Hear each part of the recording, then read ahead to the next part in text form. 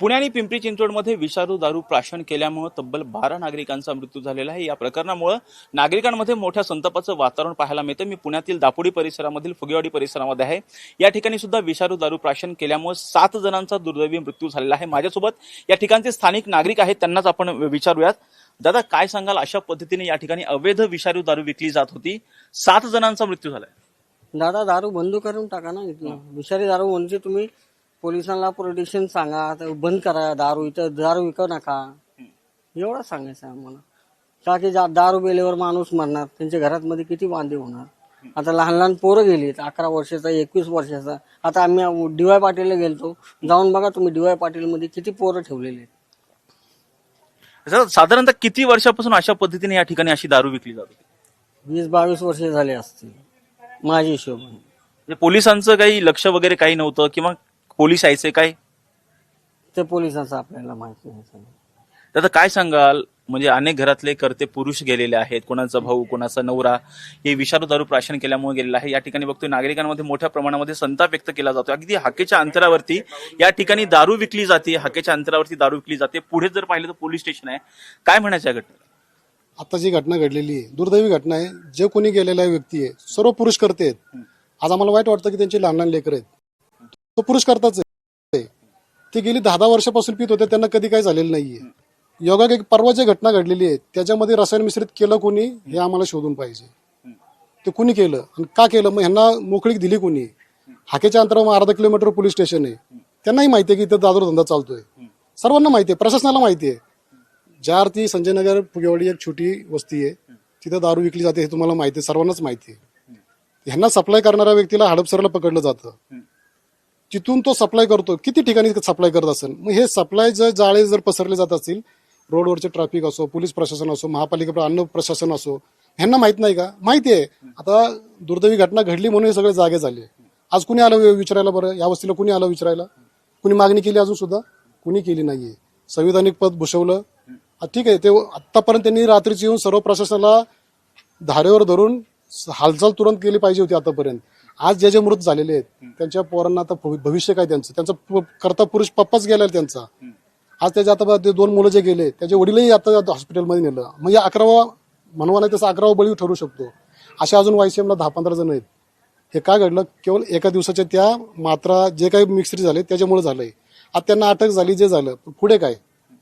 तुमच्या माध्यमातून मला सांगायचंय, ही घटना जी इथं घडली पुन्हा घडू नये आणि ही धंदा कुठंच चालू होऊ नये, हे आम्हाला करायचंय। आता जर आमदार, खासदार, मंत्री जे कोणी असतील त्यांनी लक्षात घ्यावं की ह्या पुणे, पिंपरी चिंचवड शहर पुण्यामध्ये कुठंच दारू विकली जाऊ नये।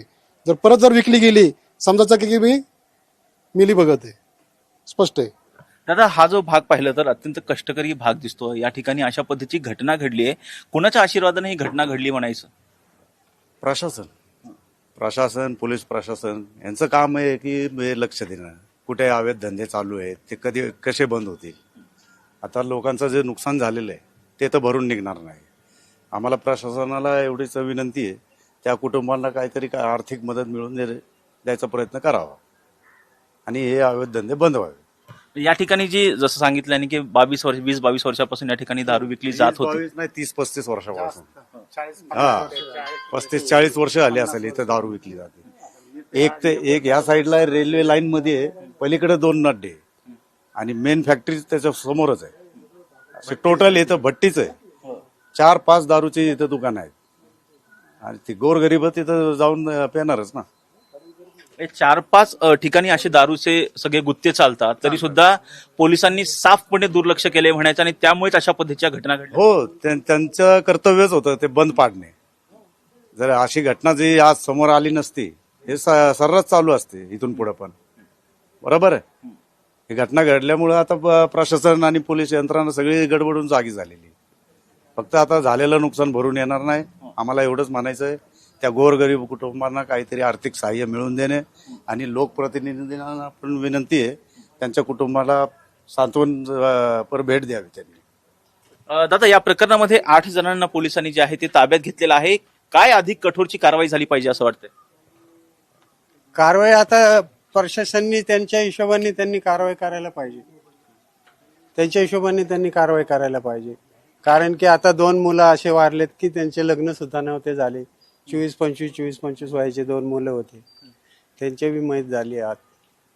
काय म्हणजे एक प्रकारे जर पाहिलं तर हे कुठंतरी दारू पिल्यामुळे अशा पद्धतीचे लोक मरत आहेत. हत्येचा गुन्हा यांच्यावरती दाखल झाला पाहिजे वाटतं. आता पेपरला पोलीस काय दाखवतात की यांना अटॅकचा झटका आलाय म्हणून.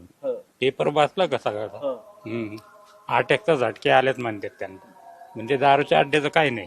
म्हणजे पोलीस पाठीशी घालतायत मुद्दाम वाटते. पोलीस पाठीचे घालतात ना.